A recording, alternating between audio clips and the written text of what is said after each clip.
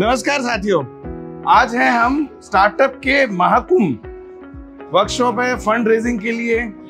Intro to defence sector, defence personnel भी यहाँ पे आए हुए हैं। टेक्नोलॉजी बेस्ड स्टार्टअप है ये। फर्स्ट टेक स्टार्टअप है जो इकरा ने ऑर्गेनाइज किया है, all India council for robotic and automation. आज हम यहाँ पे देखेंगे कि किस तरीके के स्टार्टअप आए हुए हैं, फंड रेजिंग के लिए वो क्या कर रहे हैं, कैसे अपने स्टार्टअप को वो ग्रो कर रहे हैं और कैसे वो उनको यहाँ पर इस तरीके के प्रोग्राम से हेल्प मिल रही है। तो दोस्तों, मिलते हैं आज एक और अनोखे स्टार्टअप से। इंदौर तो बहुत साफ हो गया, लेकिन दिल्ली को साफ करने का काम इन्होंने लिया है। कंपनी का नाम है एनहैंक वेस्ट रिसाइकल प्राइवेट लिमिटेड। और गुड नेम सर आपका? नरेंद्र जी बताएंगे इनके बिजनेस मॉडल के बारे में। पहले तो सर का बहुत बहुत धन्यवाद जो आपने मुझे ये मौका दिया। तो मैं आपका बहुत बहुत शुक्रगुजार हूँ। इसको हमारे जो स्टार्टअप है इसको प्रेजेंट कर रहे हैं हम लोग। हमारे कंपनी के जो स्लोगन है वो एनहैंस इको वेस्ट सॉल्यूशंस है। इसमें हम जो हमारी म्युनिसिपल सॉलिड वेस्ट है, वो चाहे लेगेसी वेस्ट है चाहे डेली वेस्ट है, उसको 100 टन एक दिन में डिस्पोज ऑफ कर देंगे बिना पॉल्यूशन और सेग्रीगेशन के।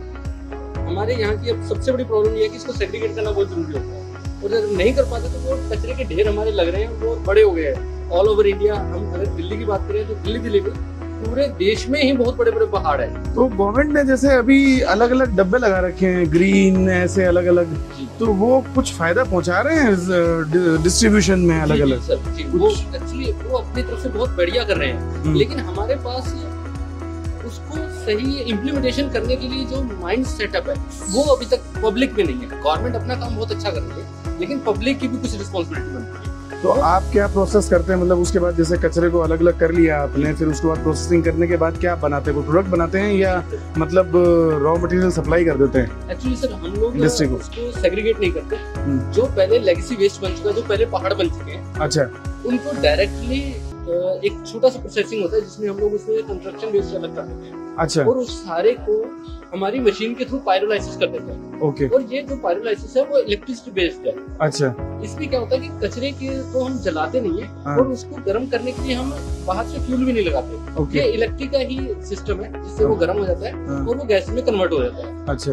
हमारा जो सिस्टम वो सोडन कचरे को डिस्पोज तो करते करता है, इसको चलाने के लिए इलेक्ट्रिसिटी की जरूरत नहीं पड़ती। जो फॉसिल फ्यूल से बनती है। अच्छा। ये अपनी ही एनर्जी से अपने आप को चून कर लेता है। अच्छा। क्योंकि एक दिन में हमारे पास 8 टन से ज्यादा मीथेन गैस बन जाती है। ओके। जो फ्यूलेबल गैस है, जिसको सिन गैस भी बोलते हैं। ओके। इसको हम अपने प्लांट को चलाने के लिए इलेक्ट्रिसिटी पैदा कर देते हैं। ओके। और जो बात इसके अंदर जो कचरा बच गया, चाहे वो ऑर्गेनिक वेस्ट है, अनऑर्गेनिक वेस्ट है। ऑर्गेनिक वेस्ट में ये हो गया फूड वेस्ट आ गई, डंपिंग वेस्ट आ गई, जो भी है। और अनऑर्गेनिक में आ गया सर आपका प्लास्टिक वेस्ट आ गया। ओके। और जो जैसे अभी ये रैपर है, ये अनऑर्गेनिक आ गया, तो इसको डिस्पोज ऑफ करना बहुत मुश्किल है जी। हमारे सिस्टम में हम सारे मटेरियल को एक साथ ही अपनी मशीन में डाल देते हैं, जो इसके नेचुरल फॉर्म में कार्बन में कन्वर्ट कर देता है। कार्बन हमारी जो मशीन से निकल के आता है उसको हम इलेक्ट्रिसिटी जनरेट करने के लिए यूज कर सकते हैं। तो मतलब कहने का सेंस ये है कि बाई प्रोडक्ट जो बनाते हो आप, वो एक तरीके से एनर्जी जनरेट हो जाती है, और वो एनर्जी इसी काम में आ जाती है, और एंड ऑफ द डे हमको ये रिजल्ट मिलता है कि डिस्पोज ऑफ हो जाता है आपका कचरा। 100%। कोई अभी ऐसे क्या होगा कि हमारे मटेरियल निकलने के बाद वो डंपिंग में जाने की जाएगा नहीं, वो पूरी तरह से खत्म होने से पॉइंट से बाहर हो गया। ओके। सर्कल से बाहर करना है हमने कचरे को डिस्पोज ऑफ करने के नाम पे इकट्ठा नहीं कर रहे हैं हम उसको उस पूरे हमारे सर्कल से खत्म कर रहे हैं। तो उसका रेवेन्यू मॉडल क्या है? रेवेन्यू मॉडल सर हम गवर्नमेंट को अपनी सर्विस दे रहे हैं। अच्छा। जिसमें हम गवर्नमेंट के सामने उनका जो मॉडल है कि वो एक छोटी सी पोस्ट दे करते हैं 1500 से लेकर 500 के बीच में, हम उसको एक्सेप्ट कर रहे हैं। अच्छा। प्लस हमारा जो मटेरियल है उसको हम सेल आउट अपने एंड यूजर को करते हैं। अच्छा, वो भी कुछ ना कुछ रेवेन्यू जनरेट हो जाता है। जी सर। ओके ओके ओके, चलिए ठीक है, थैंक यू।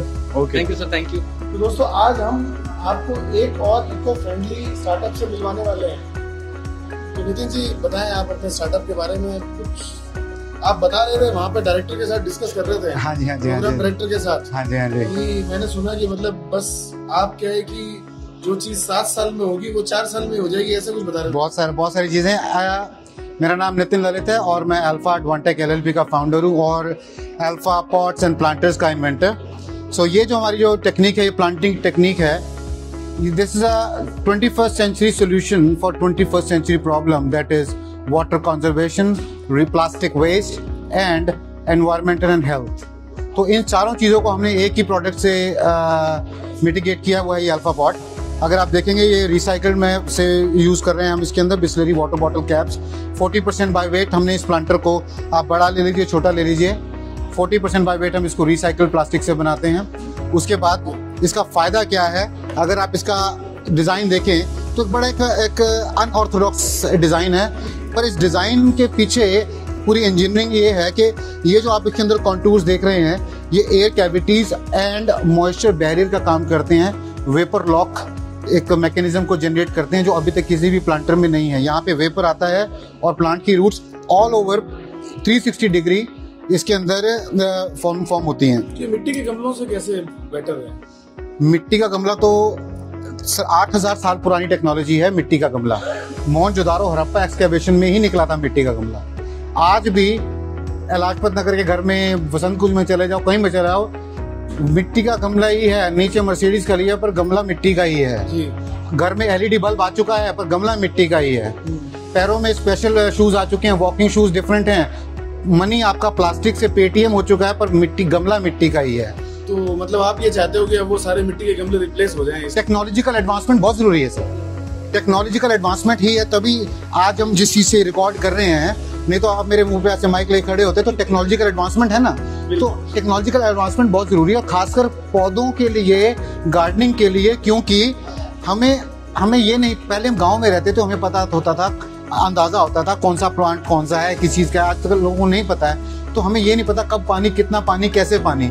और गुड़ाई करने के लिए हमें स्पेशल माली की जरूरत पड़ती है। अब मेट्रोपॉलिटन में रहते हैं, कई बार दिक्कत आती है। तो गार्डनिंग तो बढ़ रही है पर गार्डनिंग करने की टेक्नोलॉजी भी उसी तरीके से एडवांस होनी चाहिए।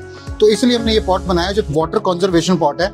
जब आप पानी डालते हैं, आम गमले में नीचे होल होता है, यहाँ पे होल नहीं है, यहाँ पे पानी इकट्ठा होता है इस तरीके से। ये एक टैंक है, उसके ऊपर एक मैश प्लेट है, तो यहाँ तक मिट्टी रहती है, नीचे पानी इकट्ठा हो जाता है। जब ट्रिकल डाउन होता है, साथ के साथ उसके न्यूट्रिएंट्स भी ट्रिकल डाउन होते हैं, जिसकी बायो अवेलेबिलिटी बढ़ जाती है। अब यहाँ पे मैं धीरे धीरे आपके क्वेश्चन की तरफ आ रहा हूँ कि इसके अंदर ग्रोथ फास्टर क्यों है। अगर फास्ट होगी तो हमें बेटर रिजल्ट्स मिलेंगे, अर्ली प्रोडक्शन मिलेगी। तो हुआ ये, अब ये एक खजूर का पौधा है। अब नॉर्मली अगर हम खजूर का पौधा लगाते हैं तो उसको बहुत टाइम लगता है बढ़ने में, इनिशियल डेज में। तो मैंने जब इसके अंदर लगाया, इसके अंदर जब मेरा रूट फॉर्मेशन हुआ वो इस तरीके से। आप अगर देखेंगे, ये देखिए, आपने आज तक ऐसा रूट फॉर्मेशन कहीं नहीं देखा होगा। ये मैंने टैंक को काट दिया है और जब मैं इसके अंदर पानी डालता हूँ, यहाँ पे इकट्ठा होता है, तो वाटरिंग ऑन डिमांड है। अब जिस तरीके से आप नेटफ्लिक्स देखते हैं, एंटरटेनमेंट ऑन डिमांड है, वैसे ही वाटरिंग ऑन डिमांड इस प्लांटर में अवेलेबल है। अब जब हमने इसके अंदर ये उगा लिया, अब हम इसको कुछ साल इसके अंदर रख सकते हैं और बाद में इसको हम ट्रांसप्लांट कर सकते हैं। और ट्रांसप्लांट करते टाइम बहुत सारे जो पौधे हैं वो डेड हो जाते हैं, मोर्टेलिटी हो जाती है या ग्रोथ रिटार्डेशन हो जाती है because of the root problem. इसके अंदर कुछ नहीं है, आपने सिर्फ ये 2 स्क्रूज खोलने हैं। अच्छा जी। और ये पूरा का पूरा प्लांटर रिवील हो जाएगा और आप इसके अंदर पौधा निकाल के जमीन में लगाना है, जमीन में लगाइए। अगर आप नर्सरी सेटअप कर रहे हैं, मान लीजिए आप खजूर का बाग लगा रहे हैं, हम आपके लिए इस तरीके से तैयार कर सकते हैं। आप खुद भी तैयार कर सकते हैं साइड में थोड़ी सी जगह पे। जब आपने इसको transplant, when you are ready to go back in the field, आप इसको खोल के ट्रांसप्लांट कर सकते हैं। 0 मोर्टेलिटी, 100% ग्रोथ आएगी। और जो फाइब्रस रूट सिस्टम ये जो बन रहा है, ये जब रिक्लेम करेगा लैंड को, तो आपकी डेफिनेटली आपकी यील्ड पे भी फर्क पड़ेगा और आपके जो ग्रोथ टाइम और जो फ्रूटिंग टाइम है उसमें भी फर्क पड़ेगा। तो ये आपके क्वेश्चन का सर जवाब था कि गजब।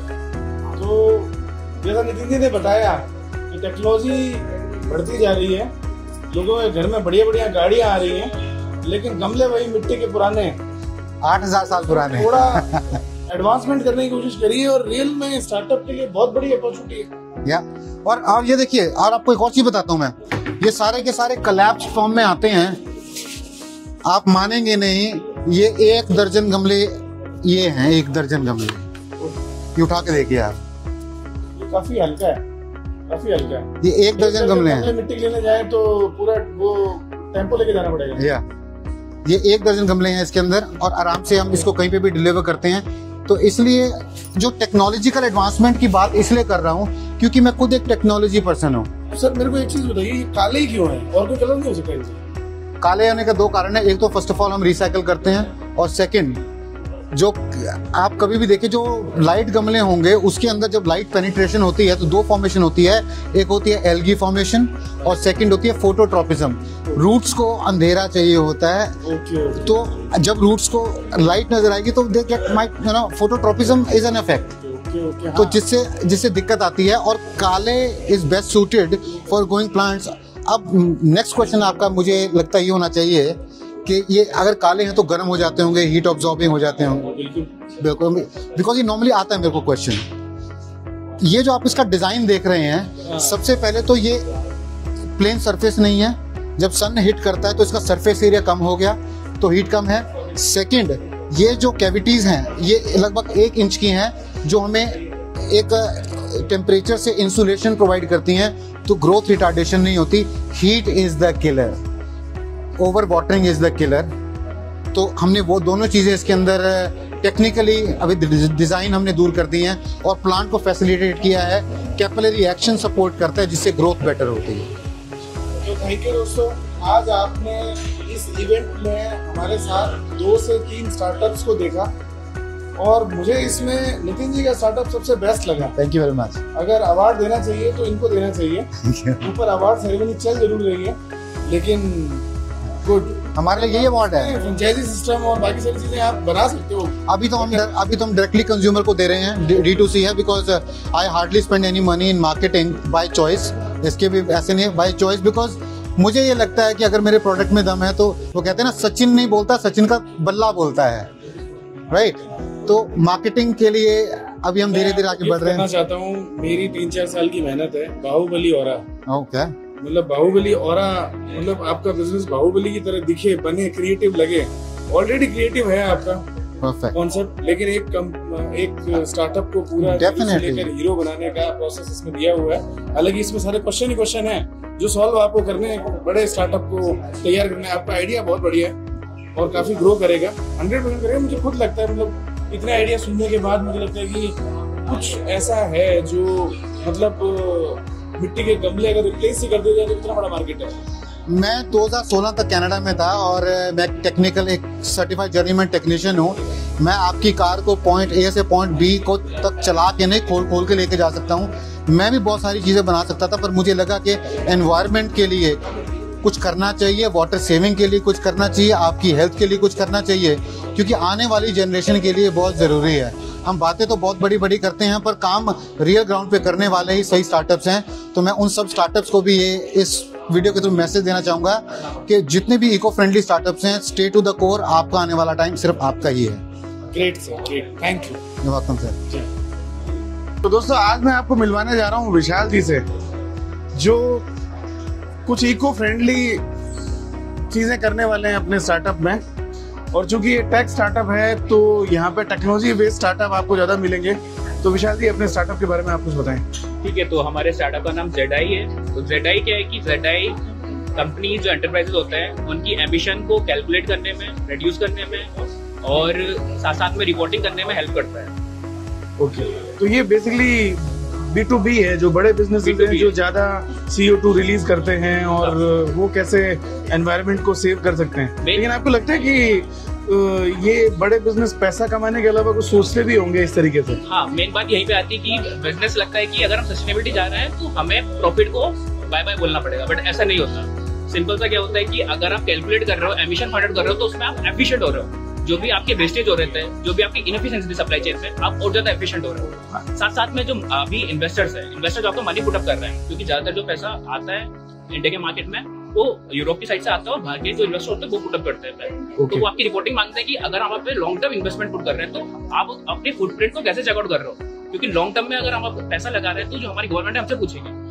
बिल्कुल, हमारी एमिशन बढ़ रही है, हमारी सप्लाई चेन में बढ़ रही है। कोई बैंक है, बैंक की 90%, 99% जो भी होते हैं एमिशन वगैरह, फाइनेंशियल जो भी सर्विस होती है, उनका 99% सारा सप्लाई चेन में होती है। Okay, supply chain in the sense की जो लोन दे रहे हैं, तो वैसे होता है कि सिंपल सी बात है कि इन्वेस्टिंग साइड से पुट अप हो रहा है और साथ साथ में एफिशिएंट कर रहे हैं अपने आप को, एक कॉम्पिटिटिव एडवांटेज रख रहे हैं। साथ में कोई यूरोप की कंपनी है, अगर यूरोप में भी एक नॉर्म्स आ गई है कि सिंपल सी बात है कि बॉर्डर टैक्स बोलते हैं उसको, बॉर्डर टैक्स। तो उसमें क्या होता है कि अगर कोई बंदा यहाँ से सामान एक्सपोर्ट कर रहा है तो उसको चाहिए होगी सारी एमिशन डिटेल। ओके। अगर उसके पास में एमिशंस नहीं है, सारी कैलकुलेट नहीं है, उसके पास में कोई फुटप्रिंट, उसके पास में प्रॉपर रिपोर्ट नहीं है, तो अलाउ नहीं करेंगे। और साथ साथ में अगर ज्यादा है पर्टिकुलर लिमिट्स है उनकी एमिशन, तो उनको वहाँ पे कार्बन क्रेडिट परचेज करने पड़ेंगे। तो एक तरीके से मैं ये मान सकता हूँ ये कुछ हद तक लीगल कंप्लायंस टाइप में भी पहुंच गया है उस तरीके से। हाँ, मतलब जिस तरीके से अब पॉल्यूशन हो रहा है या ये सब चीजें हो रही हैं तो उसकी वजह से ये काफी ओके अंडरस्टैंड। तो मैं ये बात भी आपकी मेरे को सही लगी कि जो ये एमिशन हो रहा है वो बेसिकली जो वेस्टेज हो रहा होगा, पैसे का लॉस हो रहा होगा, वहीं से ही हो रहा होगा। अगर उसको ठीक कर लिया जाए तो वो वेस्टेज भी बंद हो जाएगा, पैसे का लॉस भी खत्म हो जाएगा और एफिशिएंट हो जाएगा बिजनेस।